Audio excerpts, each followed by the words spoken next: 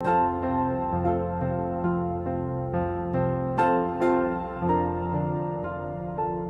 programa Quarta Dimensão alcança seus lares por gentileza da TV Vila Velha, a TV que o povo vê. Vida eterna será flagelo ou bênção? Tem sido interrogação que se encontra no imaginário dos viventes. Para Salomão foi opróbrio, pois ele disse: os mortos não sabem coisa nenhuma, porque sua memória repousa no esquecimento. Eclesiastes 9, verso 5. Para Jesus, vida eterna é presença sem descontinuidade, porque as suas palavras contrariam aquele rei das 1000 mulheres. Jesus disse: Deus não é Deus de mortos, mas sim de vivos, porque para Ele todos vivem.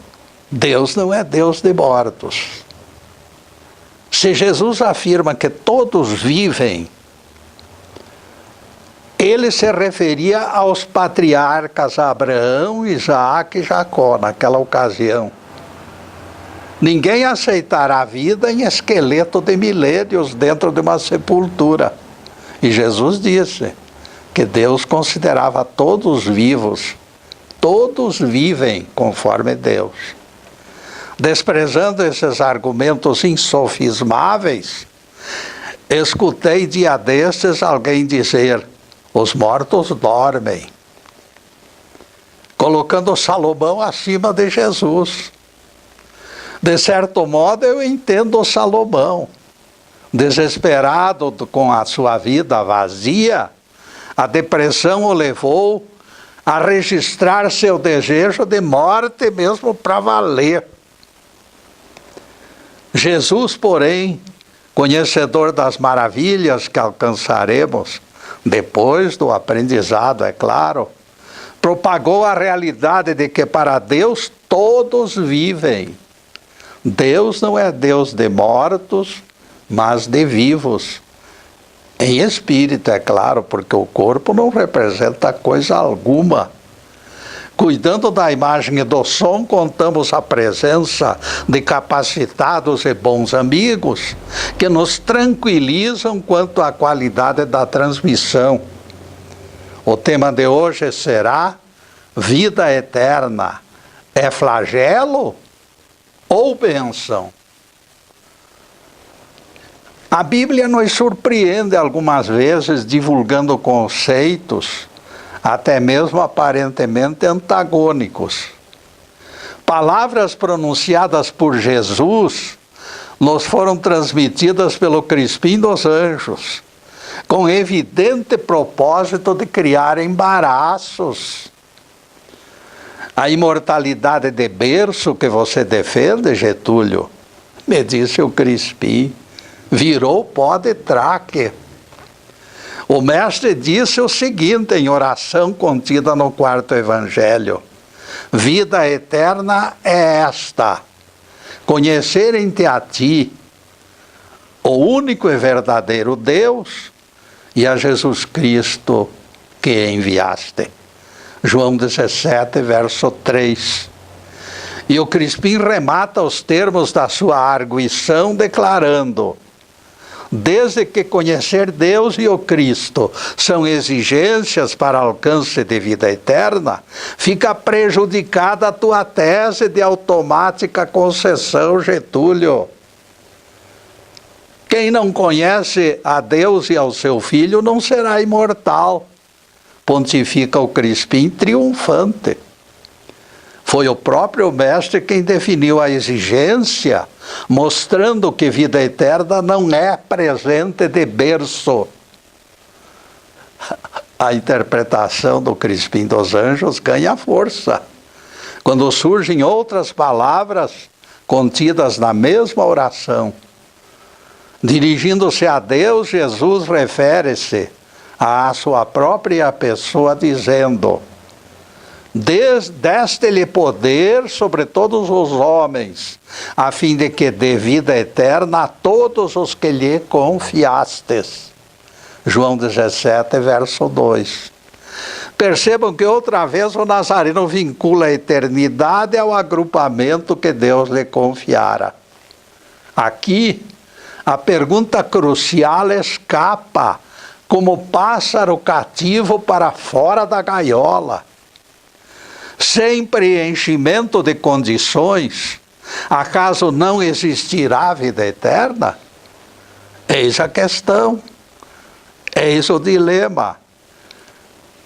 Nesse caso, baseados nesse entendimento, alguém poderia concluir que nossos espíritos poderão ser mortos. E Jesus já avisou, o espírito ninguém mata. Devereis temer aqueles que matam o corpo, porque o espírito ninguém mata. Isso está no Evangelho.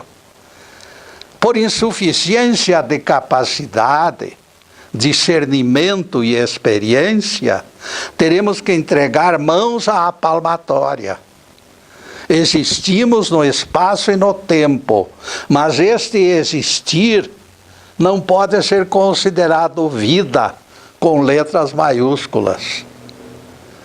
Ainda nos encontramos distanciados daquela vida abundante prometida pelo nosso Rabi. Considerando média de aprendizado dos terráqueos, não será fácil conhecer a Deus e ao seu Cristo, com as nossas disponibilidades atuais. A condição imposta, conhecerem-te a Deus e ao Cristo, não permite atalhos, nem choro, nem velas. Ou abrimos os olhos para enxergar e discernir, ou permaneceremos à margem da vida. A escolha é inteiramente nossa. Alguém inevitavelmente ficaria excluído do benefício desde que a imortalidade exigisse doutorado no espírito. Nós teríamos que ser doutores no espírito para conseguir aquilo. Então lembramos, aborígenes, budistas, muçulmanos e milhões de espíritos fora do cristianismo permaneceriam destituídos da vida eterna pela ignorância. Vida eterna não será patrimônio dos filhos de Deus, mas sim e tão somente de grupo seleto de almas privilegiadas. Analisando atentamente o primeiro capítulo do quarto Evangelho, no entanto, veremos que o Cristo é a luz que ilumina todo homem. João capítulo 1, versículo 9, vejam só.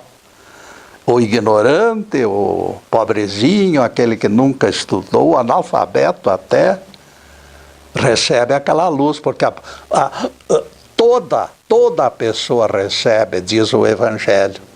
E a palavra todo, essa palavra todo, ela indica a universalidade de qualquer coisa. Vejam que esta luz não ilumina este ou aquele. O Evangelho fala em todos, sem exceção. Os espíritos nascem do Criador e temos razões para crer que esta luz que ilumina os viventes integra o nosso próprio espírito. Ela é componente especial das nossas almas e pela origem divina, ela não pode morrer. Conecta-se de tal forma que podemos descrevê-la semelhante a duas peças de ferro soldadas uma na outra. Depois de unidas, não se desmembram. Elas se tornam peça única. Então, a luz do Cristo, esse elemento essencial que é a luz, se encontra dentro de cada um de nós. Não existem privilegiados. Seja da religião que for, todos recebem a luz do Cristo. É evidente que a fagulha do Cristo não pode ser corrompida. Admitir o contrário seria desmerecer o Criador, seria duvidar da perenidade e dos benefícios da sua luz, seria colocar em xeque a linha de montagem divina. Jesus, o Deus Criador, errou na fabricação do homem. Não. No aspecto do corpo de carne, os espiritualistas sempre admitiram a morte definitiva e completa. Isso não existe polêmica, não. É público e notório. Nunca aceitamos algo perene e intocável no que tange ao físico. Para nós o que vale mesmo é o espírito. A imortalidade terá que ser cantada em prosa e verso. Há muitos séculos e milênios esta verdade tem prevalecido até mesmo pela voz do Nazareno. E aqui topamos algo que a própria teologia defende, corroborando nossas afirmações. Os salvos, dizem eles, gozarão eternamente as delícias do paraíso. Senhores teólogos, por favor, não é isto que vocês proclamam? Que a pessoa vai ficar no céu lá eternamente? Muito bem. Mas aqui está o nó. Então, vocês também dizem que os perdidos sofrerão eternamente o fogo do inferno. Universalidade, portanto, aceita a existência incessante. Universalidade. Não é o que vai ser salvo, não é o que vai ser perdido. Todos eles somados vão ser imortais. Um no céu, outro no inferno. Segundo a teologia, não a minha doutrina é outra. Desde que será perene gozo dos salvos e sem fim o tormento dos perdidos, a doutrina de vocês confirma o nosso entendimento. Todos são imortais. Alcançamos consenso. Nossos espíritos viverão eternamente por aceitação unânime. Defendemos perpétua interação com única diferença. Todos os espíritos serão salvos. A nossa doutrina diz isto. No fim do aprendizado, é claro. Ignorante, a pessoa não vai para lá, não. Água mole em pedra dura, tanto bate até que fura. Segundo os teólogos, apenas minoria receberá diploma. Minoria. Cada volume de pessoas de cada vez. Paulatinamente vão crescendo e vão recebendo diploma. Mas isso é através de muitos séculos e milênios. Os ímpios queimarão sem morrer durante toda a eternidade, segundo os teólogos. Estes permanecerão em banho-maria, sofrendo pelos séculos e milênios horríveis castigos pelos seus pecados. Neste ponto, caríssimos, nós vamos fazer nossa primeira interrupção no programa para os comerciais do canal, mas é um instantinho só. Daqui a pouco estaremos de volta.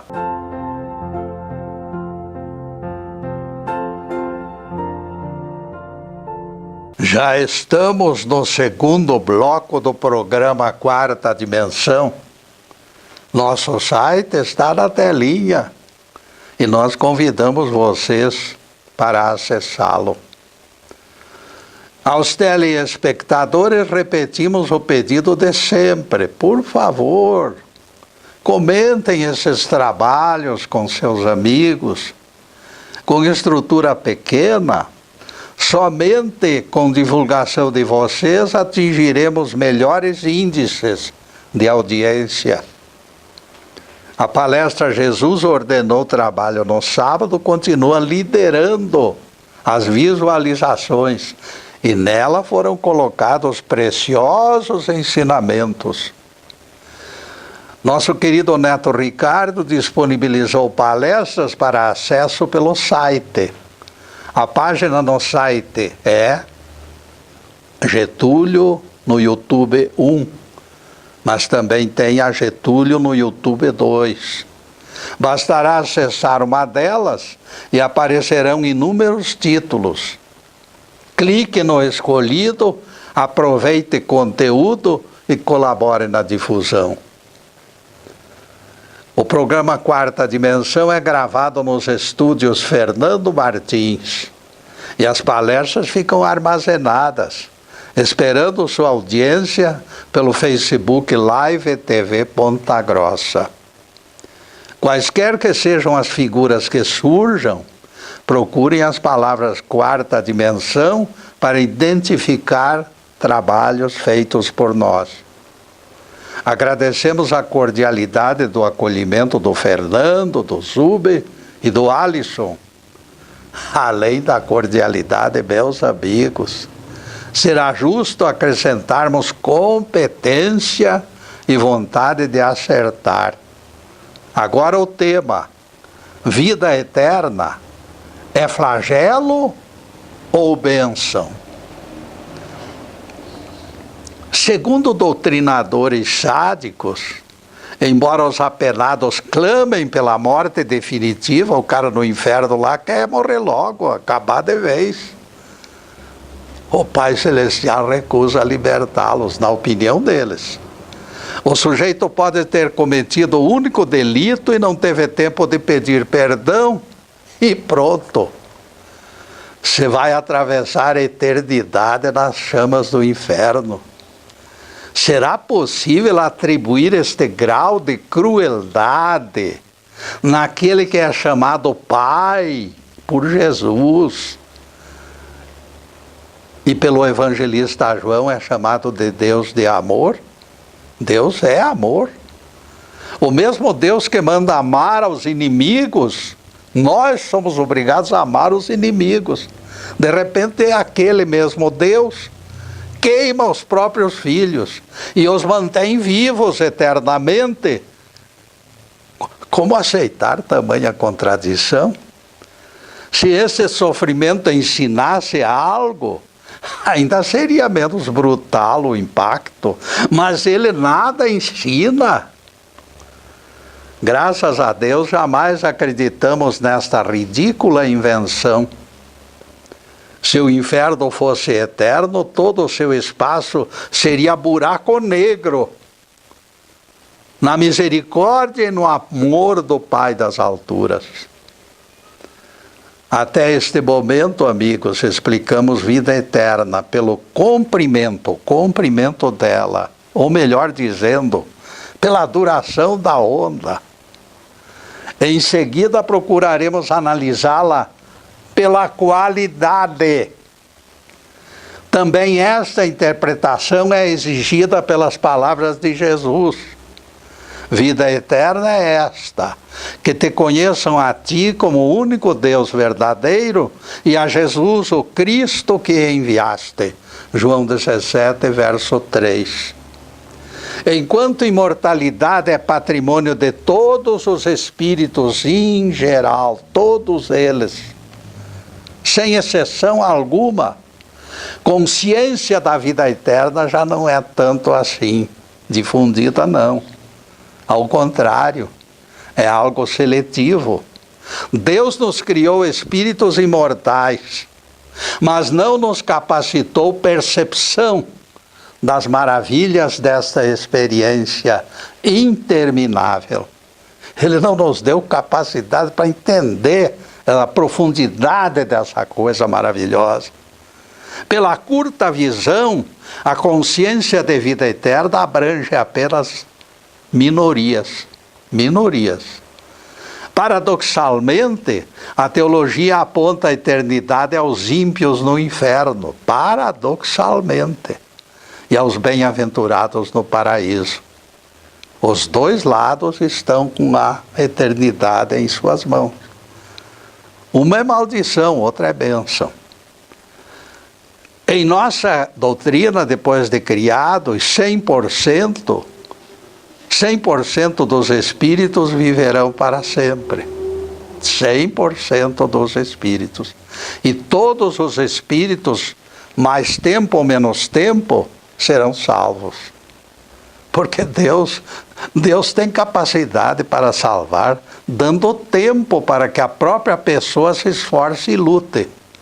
Outra coisa contraditória no que tange o assunto é o seguinte: quando os catedráticos defendem a eternidade de penas reservadas para o pecador, ingenuamente eles concedem imortalidade ao Satanás deles, não nosso. Não quero nem saber dessa coisa. Se o inferno fosse eterno e os castigos também, esta figura maligna forçosamente viveria para sempre. Coisa de louco. Como foguista obrigado a manter as fornalhas acesas, ele não pode morrer. E neste ponto, se o maligno existisse, desmoronaria parte da sacralidade da vida eterna. Esgotado este assunto, acreditamos oportuno penetrar na controvérsia principal do nosso tema de hoje.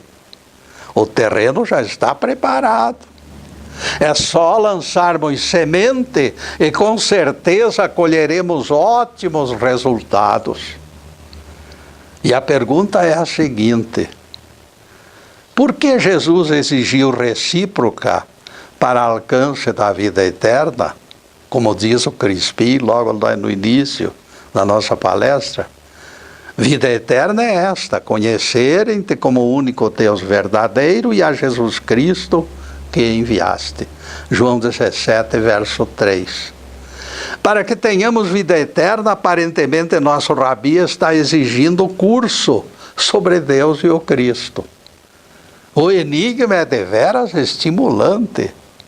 Valerá reunirmos todas as reservas intuitivas para entender o significado real das palavras. Duas palavrinhas aparecem no gargalo da fonte. Lá no gargalo da fonte, duas palavras surgem: existir e viver. Elas se tornam decisivas para o entendimento desse mistério. Quando Jesus falou vida, ele não disse existência. Vida é uma coisa, existência é outra. Elas se tornam decisivas, por quê? Porque elas esclarecem o mistério. Existir é fácil. Viver, porém, não é tão fácil assim, não. Poste de concreto existe, mas não vive. Ele está ali, postado ali numa cerca, num muro, numa casa, mas ele não vive. No entanto, ele existe. E aqui se encontra a razão de que o mestre defina viver como estágio diferenciado. Quando nascemos, adquirimos imortalidade, mas a consciência da vida eterna será reserva para nosso futuro. Consciência de vida plena, intuitiva, só gozaremos depois de muitas reencarnações, porque a natureza não dá saltos. Viver na plenitude será conquista que nos alcançará no tempo do fruto maduro, isto é, no tempo de Deus. Diversas e inúmeras condições precisam ser preenchidas para alcançarmos a autêntica beatitude prometida pelo Cristo. Jesus disse: eu vim para que tivesseis vida, e vida em abundância. Vejam só, ele veio para que tivéssemos vida, mas vida, uma coisa incrível de grande, uma coisa incrível de maravilhosa, uma coisa incrível que ninguém entende. É uma coisa que nós vamos ter lá no futuro, uma sublime presença de Deus todo o tempo. O fato de ocuparmos espaço não significa viver. Quando Jesus falou vida eterna, apontou o futuro sem sobressaltos. E esse tipo de vida nós ainda não alcançamos, de vez que estamos em processo de aprendizado num planeta de expiação e provas. Acalentando tal bem-aventurança dentro dele, Jesus desejava transmiti-la aos que o rodeavam. Em solene oração, manifestou seu desejo ao Pai. Digo isto, disse Jesus, para que os que ficaram no mundo alcancem a plenitude do meu gozo. João 17, verso 13. Este desabrochar de júbilo, este cântico da alma, esta apoteose de amor, será presente do Cristo aos diplomados da vida eterna. Urge, portanto, realizarmos possíveis e até impossíveis esforços para conhecer Deus e o seu Cristo e alcançarmos o alto desta montanha sagrada. Enquanto isto não acontece, continuaremos existindo eternamente, mas não vivendo em plenitude. Em Apocalipse, o profeta João abriu a cortina. Ouvi voz dos céus como estrondo de muitas águas, e como grande trovão, e como alguém tocando cítara. E cantava um cântico novo diante do trono, e ninguém podia cantar senão aquelas 144.000 pessoas, espíritos, que foram comprados da terra. Apocalipse 14, versículos 2 a 3. E neste ponto, meus caros, nós vamos fazer mais uma pequena interrupção no programa para os comerciais do canal, mas é um instantinho só. Daqui a pouco estaremos de volta. Obrigado.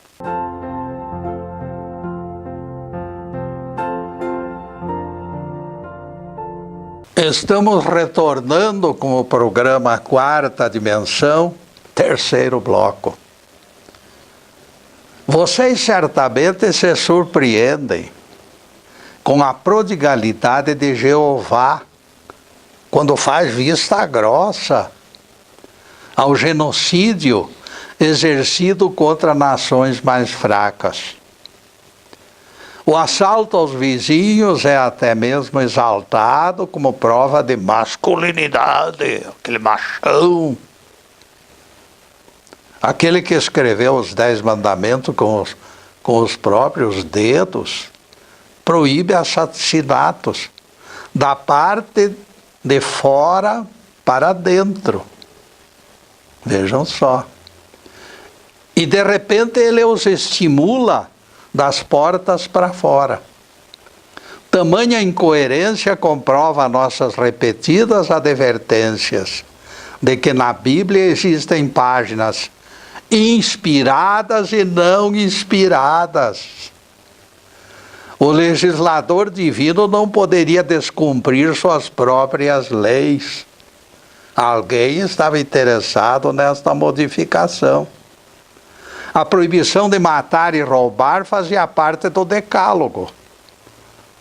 Os povos eram tão primitivos que se atreveram a colocar seus dedinhos sujinhos na massa. Naquela massa limpa dos céus, eles sujaram com seus dedos. Prestem atenção nessas palavras de Deus e vocês entenderão. Pelo menos dá uma ideia bem perfeita de por que acontece isto. Porque alguém poderia pensar, mas por que Jeová permitiu que acontecesse isso? Por que Jeová não se importou com esta coisa errada? Prestem atenção então nas palavras dele, de Jeová, não são minhas, eu não estou inventando. Vocês vão olhar na Bíblia e vão ver que eu estou transmitindo o que está na Bíblia. Palavras de Deus. Eu lhes dei leis que não eram boas e preceitos que não fazem viver. Uma lei que não é boa é uma lei o quê?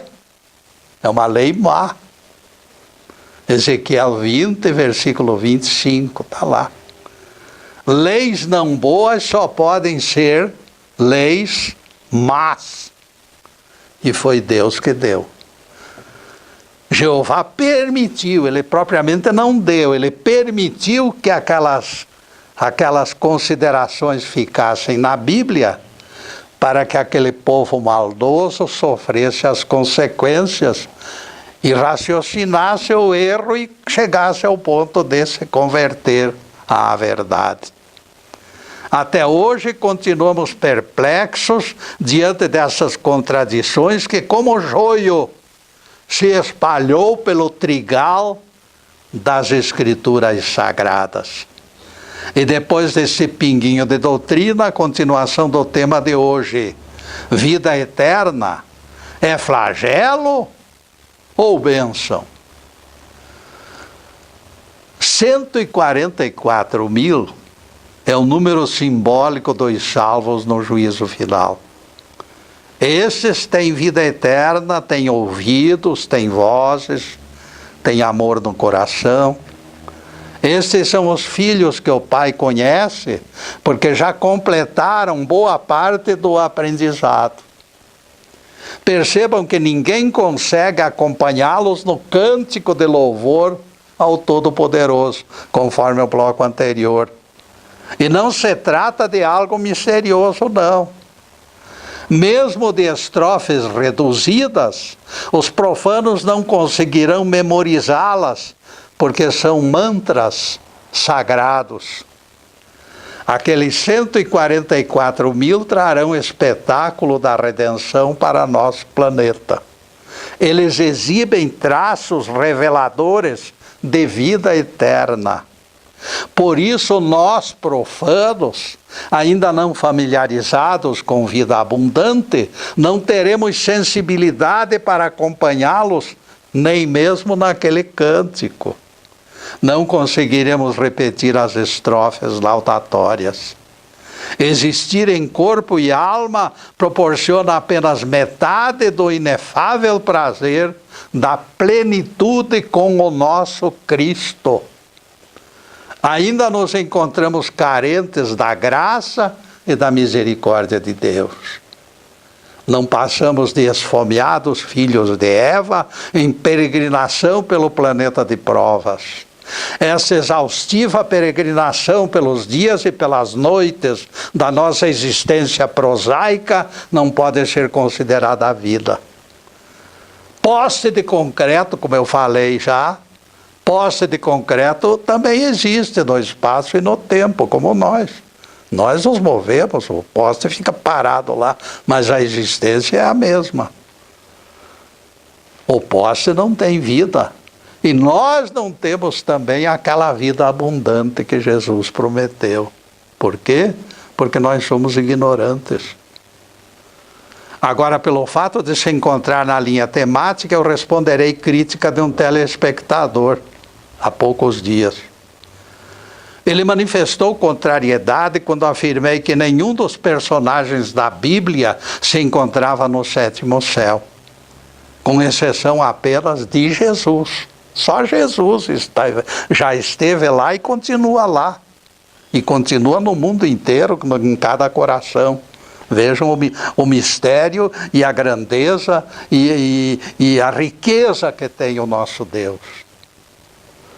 Só Jesus circulou pela morada divina e continua circulando. Muitos ficam escandalizados, para minha surpresa, pois eu me baseei no Evangelho, eu não falei coisas minhas. O meu crítico, porém, se achava tão entupido de teologia que nem sequer escutou o que eu dissera. Porque vale para ele lá o Salomão menos Jesus. Salomão é maior que Jesus para esses teólogos. Ele foi logo dizendo: você pisou na bola, Getúlio. Nunca esqueça que Dimas, o bom ladrão, naquela mesma sexta-feira, subiu ao céu com Jesus. Neste texto existe clara evidência de que o sétimo céu é acessível. Contrariando a tua ideia, Dimas foi para o céu, junto com Jesus. Porque Jesus disse: lembra-te de mim, Senhor, quando entrares no teu reino. E Jesus respondeu: em verdade te digo que ainda hoje estarás comigo no paraíso. Lucas 23, versículos 42 e 43. Aparentemente o crítico tem razão. Disseram pessoas em nossa volta, todo mundo ouriçado contra mim. Pela letra da Bíblia, Jesus prometeu que o ladrão crucificado estaria com ele naquele mesmo dia no paraíso. E quem é você, Getúlio, para negar isso? Você foi promessa do próprio Jesus. Se pesquisarmos o relato bíblico, no entanto, verificaremos que o mestre nem sequer esteve no paraíso naquela sexta-feira. A Bíblia nos conta isto. O apóstolo Pedro diz que na sexta-feira Jesus desceu à mansão dos mortos para pregar evangelho a espíritos desencarnados, ainda na época do dilúvio. É o que está escrito. Eram malfeitores encarcerados desde os tempos de Noé, cujos crimes hediondos não lhes permitiram reencarnar. De tão nojento e ignorante era aquelas figuras que nem reencarnar eles conseguiram. A carta de Pedro diz assim, vejam lá: morto sim na carne, mas vivificado em espírito, no qual foi e pregou aos espíritos em prisão, desobedientes dos dias de Noé. 1 Pedro 3, versículos 18 a 20. Se o nosso Rabi permaneceu em espírito na mansão dos mortos e só voltou para ressuscitar no domingo, ele não esteve no paraíso. E não levou Dimas, porque se ele não esteve, Dimas sozinho não iria para o paraíso. O local visitado por Jesus se afigura mais inferno do que céu. Vejam só. Temos outra prova de que Jesus não esteve ao lado do bom ladrão no paraíso. Não esteve. No domingo, vejam só, no domingo, Maria Madalena esteve no sepulcro onde esperava encontrar o corpo de Jesus. Aproximando-se dela, Jesus por trás, assim apareceu, já ressuscitado, no domingo ele ressuscitou, ele disse, só uma palavrinha assim, Maria. Ela voltando-se, lhe disse em hebraico, Rabone, que quer dizer mestre. Esquivando-se das suas demonstrações de afeto e alegria, Jesus lhe advertiu, não me toques, Maria, porque ainda não subi ao céu. Não subi ao céu. Domingo, vejam só, domingo. Ele não tinha subido ao céu. João 20, versículos 16 e 17. No domingo da ressurreição, Jesus ainda não retornara aos céus. Portanto, o bom ladrão também não retornara, não fora aos céus junto com ele. O bom ladrão não esteve no paraíso na sexta-feira, conforme prometido. Isso aparentemente, porque daqui a pouco eu vou explicar. Mas então, como se esclarece este imbróglio, Getúlio? O Nazareno terá faltado com a verdade? Foram perguntas do meu crítico. Não, Jesus não faltou com a verdade, eu respondi. O mestre ficou satisfeito, mas surpreendido com a reação de Dimas.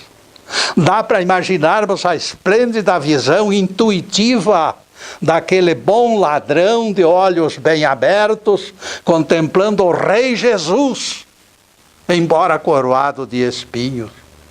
Homem de braços abertos, pregado com cravos, mãos e pés, numa cruz de madeira, surgiu na visão de Dimas com a majestade da realeza. Este homem estava sendo torturado desde a madrugada, jogado de Caifás para Pilatos, de Pilatos para Herodes. Foi açoitado e o sangue escorria pelo seu corpo. Jesus desceu até o último degrau do opróbrio naquele fim de semana, quando foi morto e sepultado, sofrendo sede e fome durante horas de torturas, humilhações e desrespeitosas imprecações. Ele alcançara o fundo do abismo, arrastou a cruz até o alto do Monte das Caveiras e sentiu frio. Aquele homem, Jesus, mais parecia trapo, sem vida, antes de morrer. Continuaremos no próximo bloco, caríssimos, porque agora nós vamos interromper um pouquinho o programa para os comerciais do canal. Mas é um instantinho só. Daqui a pouco estaremos de volta.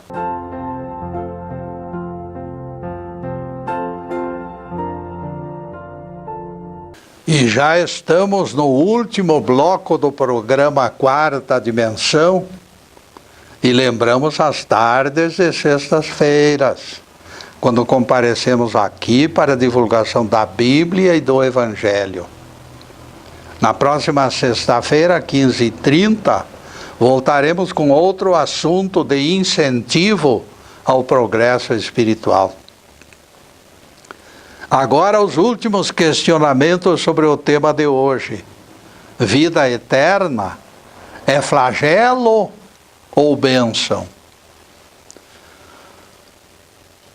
Faltavam poucos momentos para se completar a hora nona, quando o crucificado entregaria seu sacrifício nas mãos do Pai. Pois foi exatamente neste momento de aparente derrota que o apelo de Dimas chegou aos seus ouvidos. Lembra-te de mim, Senhor, quando entrares no teu reino. Lucas 23, versículo 42, palavras do bom ladrão. É inacreditável que tal testemunho tenha acontecido. Aquele ladrão terá perdido o senso das proporções? Ele teria algum problema na visão? Como pode ter visto nobreza naquele homem, despojado de tudo, quase nu, suarento e ensanguentado? Os apóstolos corriam de lá para cá, daqui para lá, sem saber o que fazer.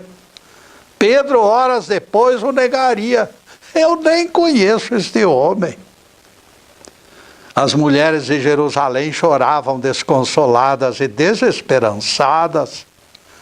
Judas, atingido pelo remorso da traição, já pensava na morte. Foi o brado de Dimas que salvou aquela tarde cinzenta. Jesus ainda teve forças para responder ao 13º apóstolo: ainda hoje estarás comigo no paraíso.